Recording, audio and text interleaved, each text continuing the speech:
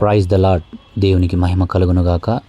ఈరోజు ఒక చిన్న వాక్యాన్ని మనం ధ్యానించుకొని దాని ప్రకారము మనం మన జీవితంలో చేస్తున్న పాపాన్ని, దేవునికి వ్యతిరేకంగా జీవిస్తున్న దోషమును విడిపించుకొని దేవుని ఎదుట పరిశుద్ధముగా జీవించాలని దేవుడు ఎంతగానో ఆశపడుచున్నాడు. ఎందుకంటే మన దేవుడు పరిశుద్ధుడు గనక మనం కూడా పరిశుద్ధులమై దేవుని ఆరాధించాలని దేవుడు కోరుకుంటున్నాడు. మీ హృదయాలను దేవునికి సమర్పించుకోండి. కీర్తనల గ్రంథము 51వ అధ్యాయము 1 నుంచి 19వ వచనాలు.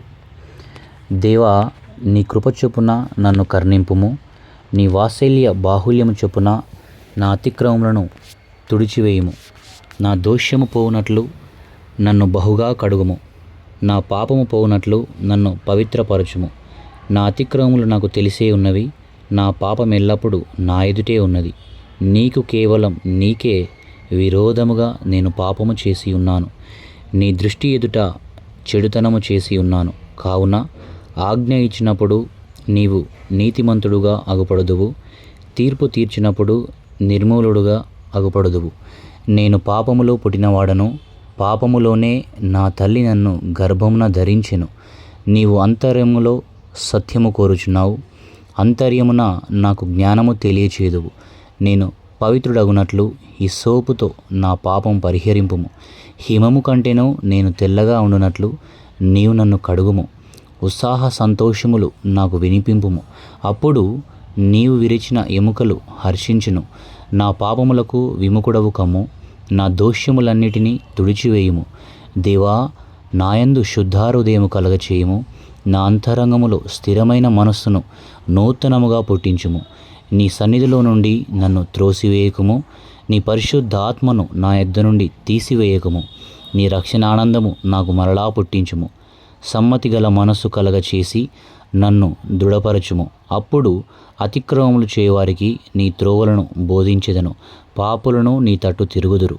దేవా, నా రక్షణకర్తయగు దేవా, రక్తపారదముల నుండి నన్ను విడిపింపుము. అప్పుడు నా నాలుక నీ నీతిని గురించి ఉత్సాహగానము చేయును.